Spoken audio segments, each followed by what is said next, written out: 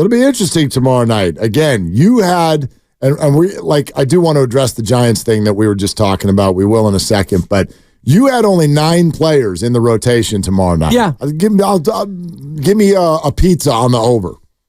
Well, yeah, there you go.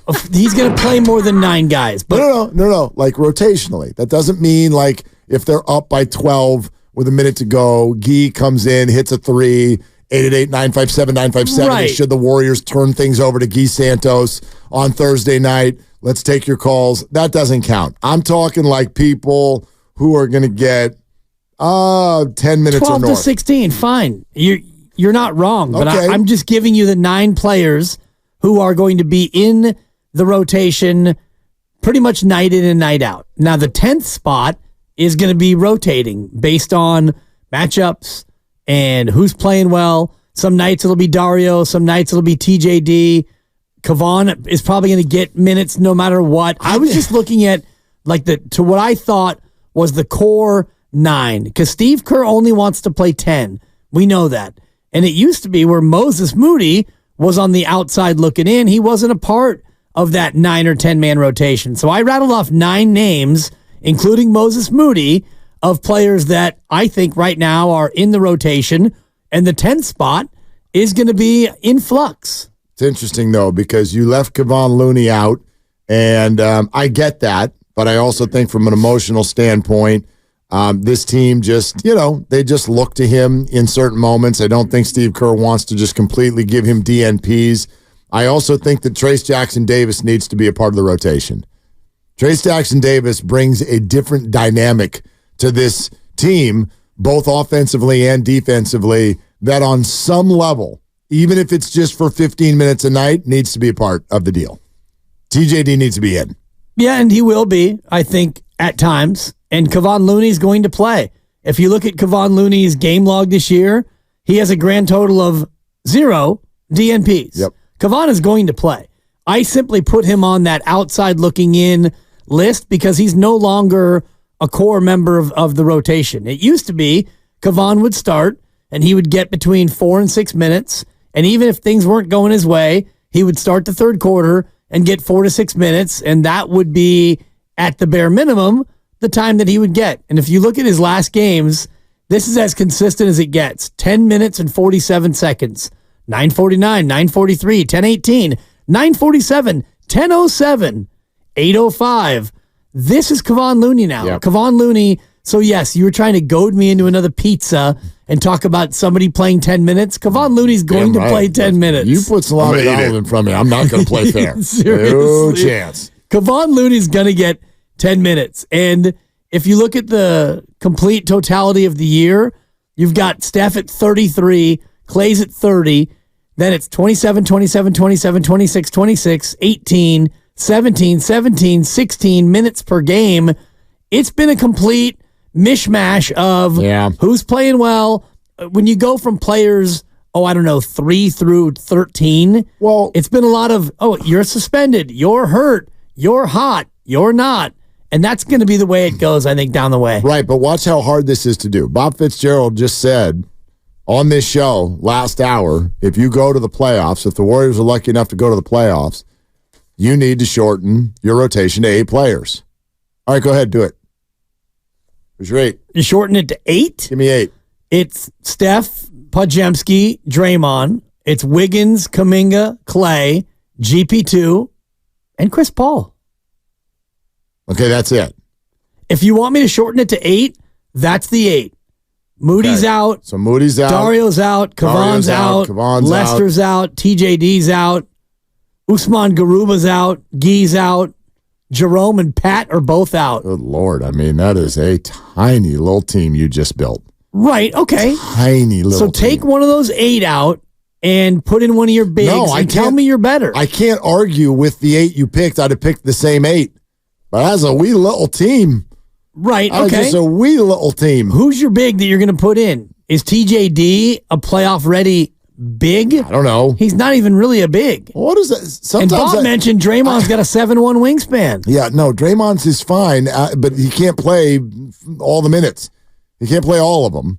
So Someone else going to have to come in and have a little size and presence in there. So if there's no TJD and there's no Looney and there's no Saric, I mean, what are you doing? You put Kuminga at center while Draymond rests? Or you put Kevon in and you take Moody out. If you want just 8. Well, Moody wasn't in. You're right. He was the 9th. Moody and Looney are out doing yoga. Yeah, and I think that Bob's saying 8, but I don't think he really means you're only playing 8. Wow. You're probably going to spot Kevon. Kevon's going to get his 10 minutes, I think. You're not just going to play 8.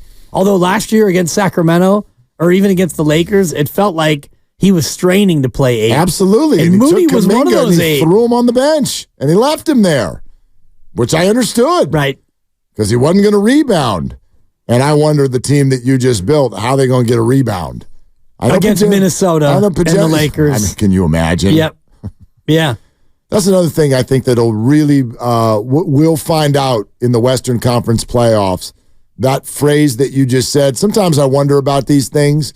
I think that they are sports media things. They are fan things. I'm not saying they're not real, but TJD's not playoff ready. How do we know that? What does that even mean? Like, the playoffs, they're different. They are, they're more stressful. There's more attention. It's still a basketball game, and they're basketball players. Like, I do think, I'll say this right now, we overstate how vulnerable the T-Wolves and Thunder are.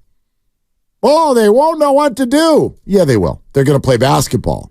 And so far, they're better at it than you. Like, I mean, what does that mean? They're not playoff tested or ready, or they haven't done it to the point where you would favor the Warriors or the Lakers over them? Not maybe that far, but you would give them more of a puncher's chance. And okay. I think about the NBA Finals. The Warriors beat Boston, in my opinion, for one real reason, and it was because Boston had never been there, and Boston wasn't ready for that scope of a series. Razor thin, though. It's not like it wasn't close, man. No, it was very close. Yeah. I think Boston was better, but the Warriors won the series in part because they had more of the championship experience. Well, they had Steph go on a complete heater in the game that you like. A lot of times, it's interesting. You look at a 7-game series, and when they're over, you can look at the game and you're like, that was the one. Right. You had to have that one. And unfortunately, when the Warriors played the Lakers, it was game 1. It's game 1. Was that a Lonnie Walker game? Yeah. Lonnie Walker the fourth? You had to win it. You had to win it. You could not win it. And many have argued, and I think that they've got a point, that you didn't win it because you didn't beat the Kings in game 6. Right. So Steph had an epic performance, but what's the cost? Game 1, yeah. You like 48 hours later, you had to play another game, and you got beat, and you never were able to recover from that. You could even the series, you could win the future home game, but no, you couldn't do it. And that ended up being the end of the Warriors. And for Boston, if they win game 4, they probably won the championship. But Steph was better than Jason Tatum. Like, sometimes I think comes down. That's when the NBA does come down to the individual.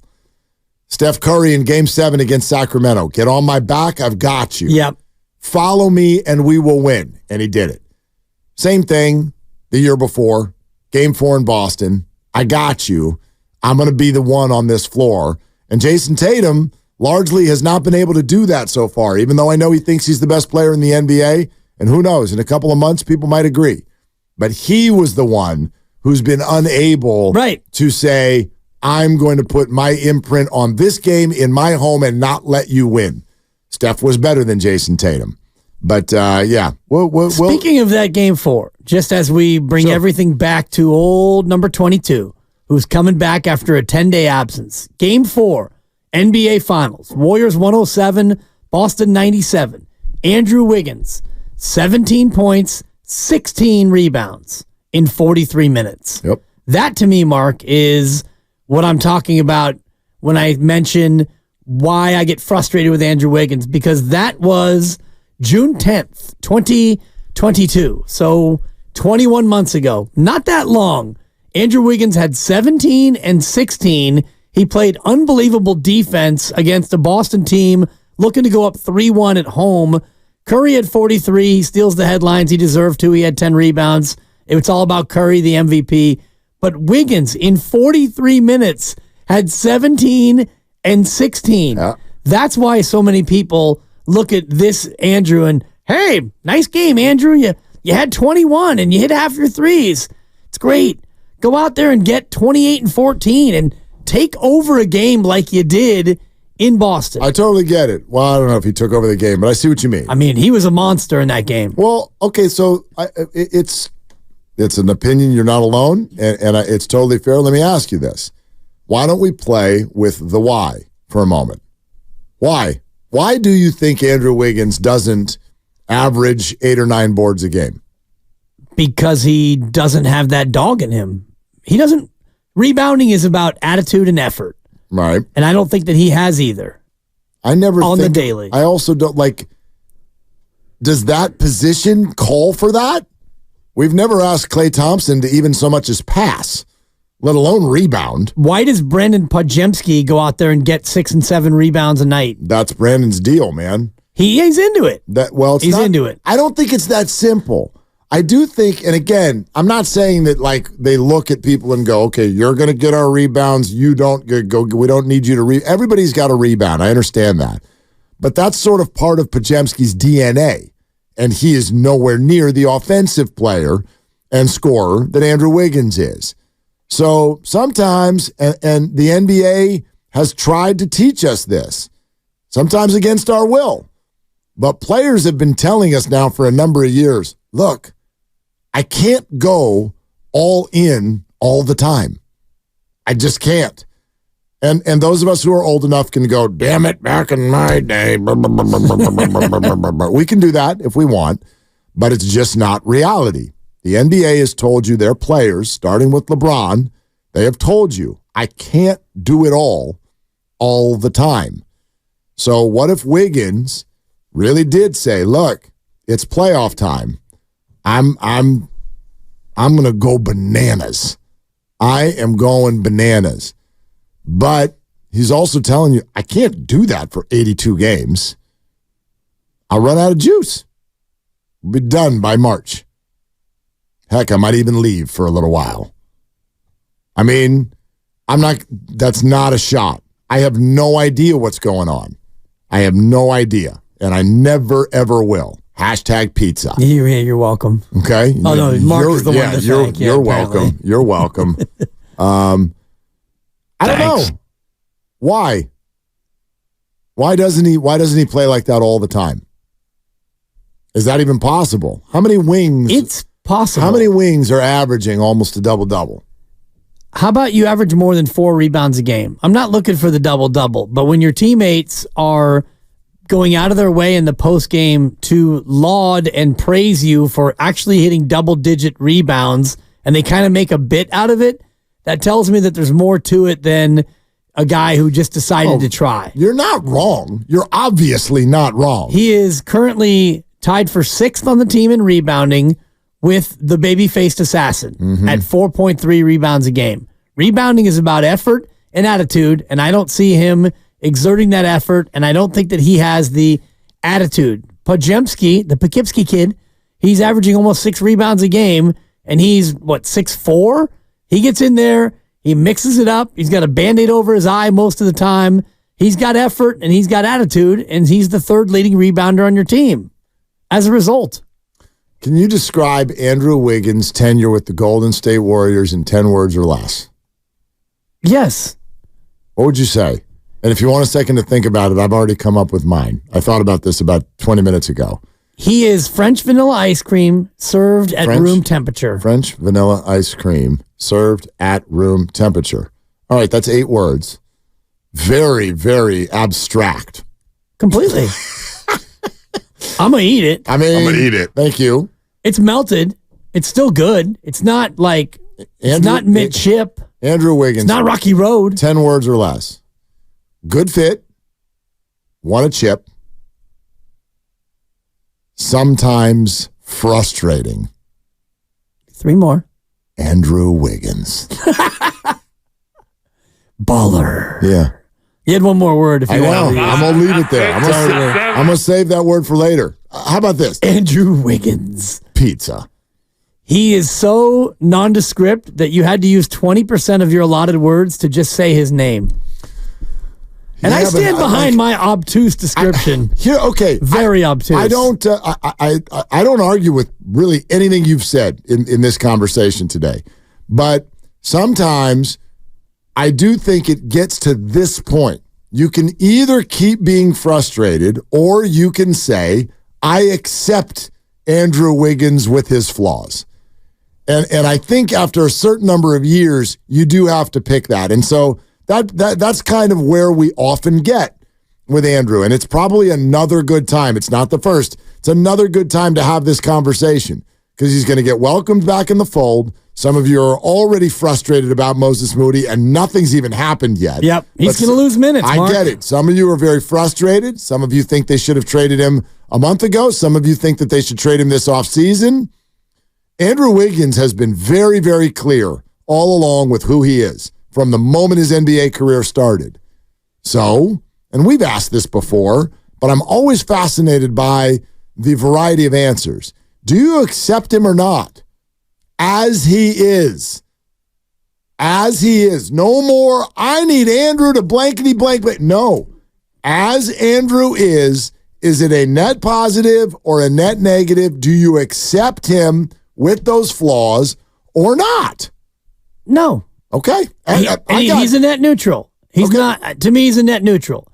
He is like your kid who you tell him every single day, him or her, them, non-binary, you tell your child every single day, clean up your room and make your bed before you go to school. You're getting real close to a touchy subject right now, but go ahead. I have to apologize because it's your kid, my kid, it's everybody's kid. Soldier on. Clean your room, make your bed before you go off to school. And you ask them 87 times in a row and they don't do it. And then one day the room is spotless and the bed, you can bounce a quarter off it. You go, oh my God.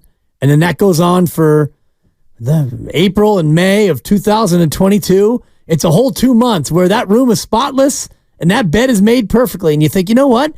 They can do it. This kid can make the bed.